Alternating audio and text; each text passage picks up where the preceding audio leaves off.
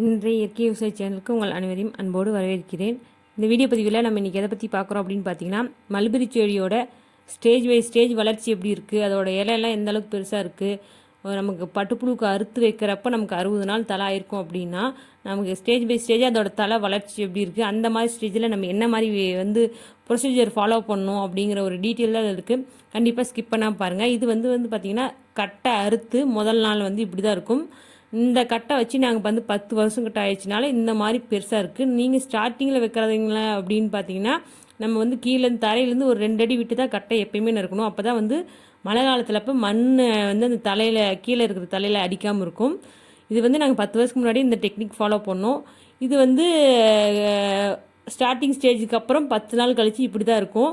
இந்த குருத்து வரத்துக்கு பார்த்திங்கன்னா கண்டிப்பாக 10 நாளாச்சும் ஆகும். அப்போ தான் இந்த சைடில் இருக்கிற செத்துப்போன கட்டையெல்லாம் போக மீதி இருக்கிற இதுலேருந்து காம்புலேருந்து குருத்து லைட்டாக வர ஆரம்பிச்சிடும். இந்த மாதிரி ஸ்டேஜில் நீங்கள் என்ன பண்ணலாம் அப்படின்னு பார்த்தீங்கன்னா, இந்த குருத்து நல்லா தெளிவாக எல்லா பக்கமும் வர வரைக்கும் நீங்கள் எந்த டிஸ்டர்பும் பண்ணக்கூடாது.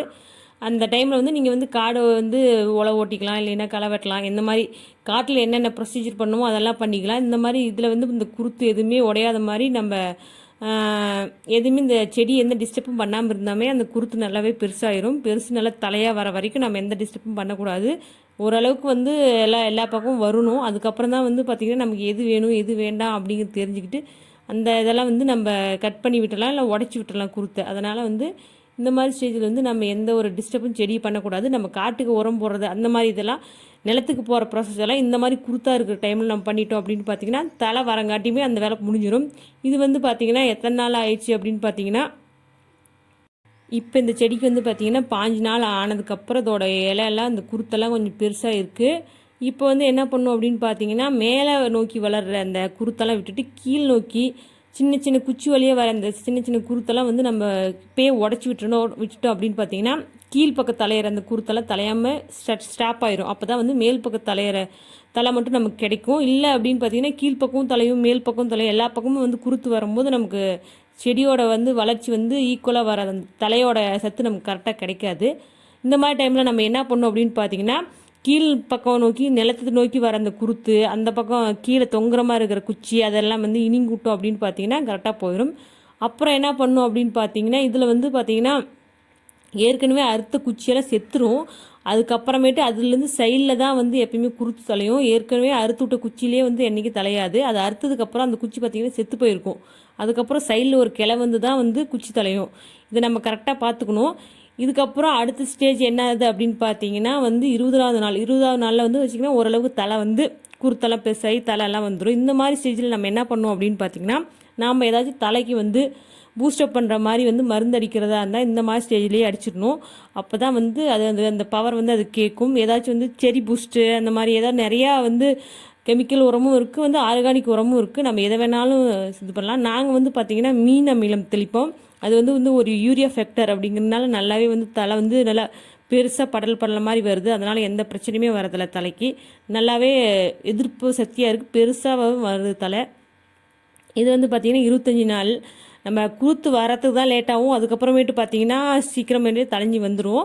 இது நம்ம பார்க்கறதுக்கே கலர்ஃபுல்லாக நல்லா அழகாக இருக்குது. கூடு மாதிரியே இருக்கும் இந்த செடியை பார்த்தாவே. இந்த மாதிரி தலை இந்த ஸ்டேஜில் இருக்கும்போது நம்ம என்ன பண்ணோம் அப்படின்னு பார்த்தீங்கன்னா, மேல் நோக்கி வர தலையிலே அதிகமாக பெருசான தலையை விட்டு கொஞ்சமாக வளர்ந்த தலையை, அதாவது சின்னதாக இருக்கிற தலையெல்லாம் இணுங்கி விட்டுறணும்.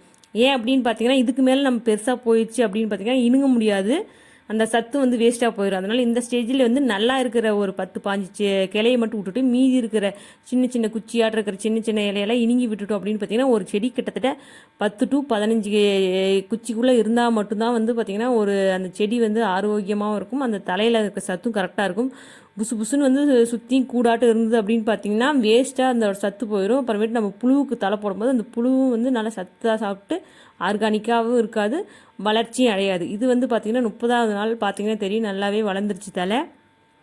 இந்த மாதிரி தலை பார்த்திங்கன்னா நல்லாவே பால் சத்து நிறையா இருக்கும். இந்த மாதிரி டைமில் பார்த்திங்கன்னா அடியில் இருக்கிற தலையெல்லாம் பார்த்திங்கன்னா அந்த மொக்கு விட்ருக்கும். அதாவது என்ன பார்த்திங்கன்னா பூ வந்துருக்கும். இந்த செடியிலே பூ இருக்கும். இந்த மல்பெரி செடியில் ஒரு பூ பூத்து அதில் ஒரு இது இருக்கும், அதாவது என்னது பழம் காய்க்கும். அந்த பழத்தை ஒயின் தயாரிக்க யூஸ் பண்ணுவாங்க. இது வந்து பார்த்திங்கன்னா ஒரு குறிப்பிட்ட சீசனில் தான் வந்து இந்த மாதிரி பழம் கிடைக்கும், எல்லா டைமும் இந்த பழம் கிடைக்காது. இந்த மாதிரி சீசன்லாம் வந்து இது மொக்கூட்டு ஒரு பூவாட்டம் பூத்து ஒரு கனி வரும். அது வந்து பார்த்திங்கன்னா கிட்டத்தட்ட ஸ்ட்ராபெரி டேஸ்ட்டில் இருக்கும். இது வந்து பார்த்திங்கன்னா அடுத்த ஸ்டேஜ் என்னது 50வது நாள் வந்து பார்த்திங்கன்னா நல்லாவே செடி நல்லா வளர்ந்துடும், 6 உயரத்துக்கிட்ட வந்துடும். நம்ம லேண்ட் நல்லாவே சத்து இருந்து அப்படின்னு பார்த்தீங்கன்னா இன்னும் கூட ஹைட்டாக வரும். இதோட இலை பாருங்கள் எவ்வளோ பெருசாக இருக்குன்னு. இந்த அளவுக்கு நமக்கு இருந்ததுன்னு வச்சிட்டிங்கன்னா அதாவது இந்த பட்டுப்புழுவுக்கு போடும்போது நமக்கு சீக்கிரமே வந்து போட்டுடலாம். இந்த இலை போடுற வேலை வந்து சீக்கிரமே முடிஞ்சிடும். ரொம்ப சின்ன தலை வந்து குட்டியாக இருக்குது அப்படின்னு பார்த்தீங்கன்னா அதுக்கு போடுற ப்ராசஸே லேட்டாகும். 50 நாளுக்கு மேலே போயிடுச்சு அப்படின்னு பார்த்தீங்கன்னா அடியில் இருக்கிற தலையெல்லாம் பழுக்க ஆரம்பிச்சிருச்சு அப்படின்னு பார்த்தீங்கன்னா நமக்கு வேஸ்டேஜ் நிறையா போயிடும் தலையில். அதனால் வந்து நமக்கு தலையோட வெயிட் அதிகமாக கிடைக்காது. தலையும் நமக்கு வந்து கிடைக்கிற தலை கொஞ்சம் கம்மியாக கிடைக்கும். அப்போ நமக்கு வந்து இன்னும் தலை அதிகமாக தேவைப்படும். புழுவுக்கும் வந்து நிறைய சத்து கிடைக்காது. அதனால் வந்து அடியில் பழுக்கிறதுக்கு முன்னாடியே வந்து நம்ம தலை அறுத்து போட்டுடணும். இந்த மாதிரி ஸ்டேஜில் தலை இருக்கும்போது நம்ம எந்த மருந்துமே அடிக்கக்கூடாது. ஏன் அப்படின்னு பார்த்தீங்கன்னா புழுவுக்கு நம்ம தலை வைக்கிற அந்த தலை வந்து எப்பயுமே வந்து பார்த்திங்கன்னா எந்த மருந்து அடிக்கக்கூடாது. எந்த மருந்து நம்ம காட்டுக்கே யூஸ் பண்ணியிருந்தாலும் அந்த மருந்து யூஸ் பண்ண காட்டில் வர தலை 45 நாள் கழித்து தான் வந்து பட்டுப்புழுக்கு போட முடியும். உடனே வந்து போட்டோம்னா பட்டுப்புழுக்கு பாதிப்பு வந்து பட்டுப்புழு இழந்துடும். சரிங்களா? அதனால் வந்து எப்பயுமே வந்து தலைக்கு எந்த மருந்து அடித்தாலும் சரி, காட்டுக்கு எந்த மருந்தாலும் அடித்தாலும் சரி, நம்ம பட்டுப்புழுக்கு தலை அறுத்து போடுறோம் அப்படின்னா அந்த நாளுக்கு 45 நாளுக்கு முன்னாடியே எல்லா ப்ராசஸ் முடிச்சிடணும். இல்லைன்னா வந்து உங்களுக்கு வந்து அந்த பட்டுப்புழுவுக்கு அதோட அந்த மருந்தோட எஃபெக்ட் வந்து கேட்கும். ஆர்கானிக் மருந்தாக இருந்தால் பிரச்சனை இல்லை. பட் வேறு ஏதாவது கெமிக்கல் போட்டோம் அப்படின்னு பார்த்தீங்கன்னா செடியும் வந்து ஃபால்ட் ஆயிரும், புழுவுமே ஃபால்ட் ஆயிரும். இது வந்து பார்த்திங்கன்னா அன்யூஸ்டு மல்பெரி. நாங்கள் அறுக்க முடியாமல் எங்களுக்கு பேட்ச் முடிஞ்சப்போ மிச்சம் இருக்கிற அந்த மல்பெரியெல்லாம் இப்படி தான் இருக்கும், ரொம்ப ஹைட்டாக வளர்ந்தாலும். இதெல்லாம் வந்து பார்த்திங்கன்னா நாங்கள் வந்து ப்ரெஷ் கட்டர் வெட்டி மாடுங்களுக்கு ஆடுங்களுக்கெல்லாம் உணவாக கொடுத்துருவோம். இல்லை அப்படின்னு பார்த்தீங்கன்னா இந்த வெட்டி உரம் பக்கம் போட்டோம்னா விரவாகவும் ஆயிரும். இந்த மாதிரி தான் நாங்கள் யூஸ் பண்ணிகிட்ருக்கோம். இந்த வீடியோ உங்களுக்கு பிடிச்சா கண்டிப்பாக லைக் பண்ணுங்கள், ஷேர் பண்ணுங்கள். தேங்க்ஸ் ஃபார் வாட்சிங்.